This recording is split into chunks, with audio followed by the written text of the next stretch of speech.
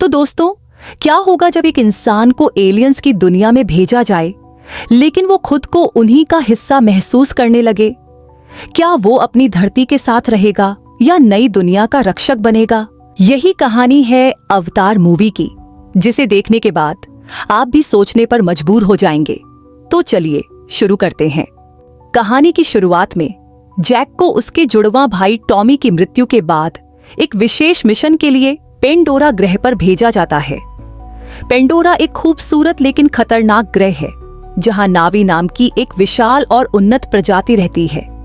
इंसान इस ग्रह से दुर्लभ खनिज अनोब्टेनियम को निकालना चाहते हैं। ये खनिज बहुत महंगा है और पृथ्वी पर ऊर्जा संकट को हल करने में मदद कर सकता है। इसके बाद जैक को अवतार प्रोग्राम के बारे में जानकारी दी जाती है, जहां एक वैज्ञानिक उन्हें समझाता है कि पेंडोरा कितना खतरनाक ग्रह है और वहां के जीव जंतु से बचने के लिए क्या करना होगा। वह बताता है कि यदि कभी किसी खतरनाक स्थिति का सामना हो तो उन्हें कैसे संभालना है। इसके बाद जैक को अवतार प्रोग्राम के जरिए नावी जैसा एक अवतार मिलता है, जो इंसानों और नावी के डीएनए से बना होता है। इस शरीर का इस्तेमाल करके वह पेंडोरा पर काम कर सकता है। जैक के साथ एक वैज्ञानिक टीम भी होती है, जिसे डॉक्टर ग्रेस लीड करती है। अब अगले दिन सभी उस ग्रह तक पहुंच जाते हैं। पेंडोरा पर पहुंचने के बाद जैक अवतार रूप में नई दुनिया को देखकर बहुत खुश होता है। वह पेंडोरा के जंगलों की खूबसूरती को महसूस करता है और पौधों को छूने लगता है, लेकिन तभी एक बड़ा और खतरनाक जानवर उसके पीछे पड़ जाता है। अपनी जान बचाने के लिए जैक झरने में छलांग लगा देता है। हालांकि इस दौरान वह अपनी टीम से बिछड़ जाता है। दूसरी तरफ उसकी टीम उसे काफी तलाशती है, लेकिन जब वह नहीं मिलता तो मान लेती है कि वो अब खतरनाक पेंडोरा ग्रह पर मारा जा चुका है। इस सोच के साथ वो लोग वहां से वापस चले जाते हैं, लेकिन जैक वहीं जंगल में अकेला होता है। तभी हम देखते हैं कि एक नावी लड़की, जिसका नाम नेत्री है, उसे छुपकर देख रही थी। वो जैक पर तीर चलाने ही वाली होती है, लेकिन तभी एक अजीब सा फूल उसके धनुष पर आकर बैठ जाता है। इसे देखकर नेत्री अपना मन बदल लेती है और चली जाती है। रात होने पर जैक पर जंगल के खतरनाक कुत्ते हमला कर देते हैं। वह अपनी जान बचाने के लिए आग जलाकर उनका सामना करता है। तभी नेत्री वहां आकर जैक की मदद करती है और उन जानवरों को भगा देती है। जब वो जाने लगती है तो जैक उसे कहता है कि वो इस ग्रह पर जीने का तरीका सीखना चाहता है, लेकिन नेत्री को यह देखकर गुस्सा आता है।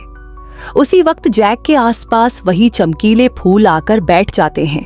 नेत्री इसे पवित्र मानती है और ये फूल सिर्फ पवित्र आत्माओं पर ही बैठते हैं, इसलिए वो जैक को अपने कबीले के पास ले जाती है।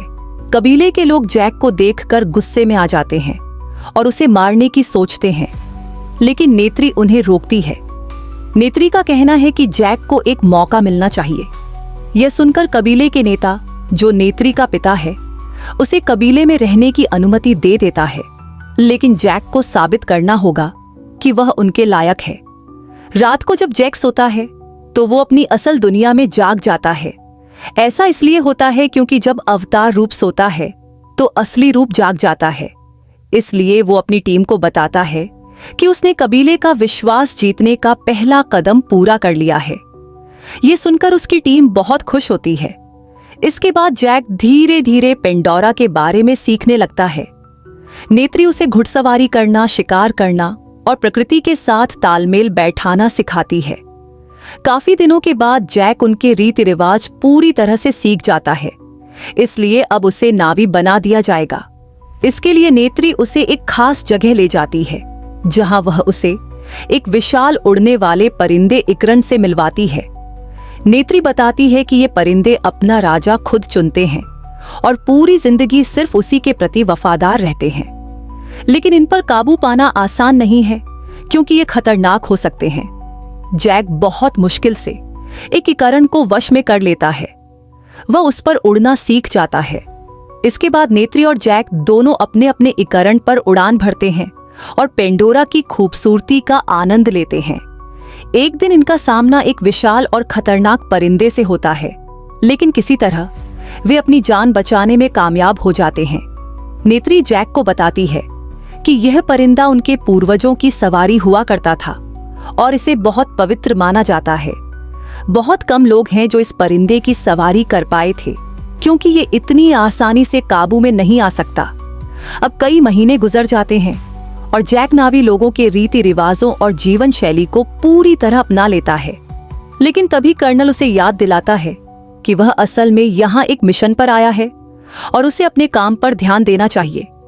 जैक को समझ में नहीं आता कि वो किसका साथ दे, नावी लोगों का या अपनी टीम का। एक दिन नेत्री मजाक में जैक से कहती है कि वह कबीले की किसी भी लड़की को अपना जीवन साथी चुन सकता है। तो जैक उसे जवाब देता है कि उसे सिर्फ नेत्री ही पसंद है। नेत्री यह सुनकर मुस्कुराने लगती है। अगली सुबह इंसान पेंडोरा की जमीन खोदने और पेड़ों को काटने की तैयारी शुरू कर देते हैं। जैक कर्नल को काफी समझाता है कि उसे अपनी नीयत साफ करनी होगी, लेकिन वो कहता है कि अगर नावी लोग नहीं हटे तो वो उनके खिलाफ जंग करेगा।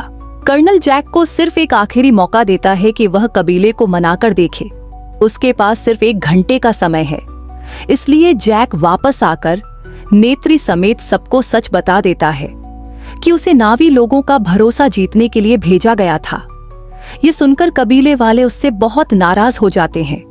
जैक खुद को साबित करता है कि वो अब नेत्री से प्यार करता है और उन लोगों के बीच रहना चाहता था, लेकिन नावी लोग उसे बंदी बना लेते हैं और अब कर्नल भी अपने लोगों के साथ हमला करने पहुंच जाता है।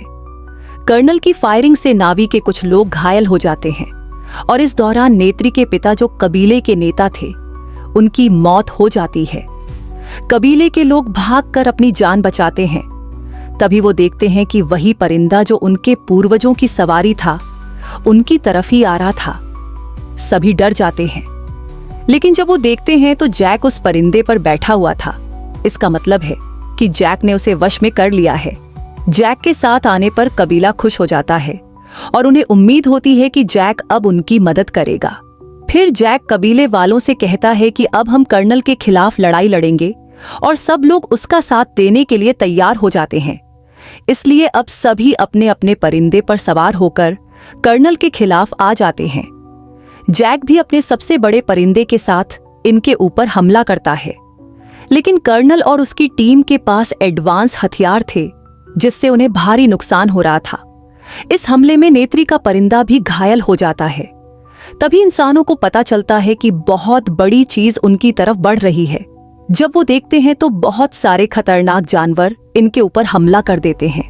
कर्नल जहाज से कूदकर बच निकलता है। इसके बाद वो जैक को मारने लगता है।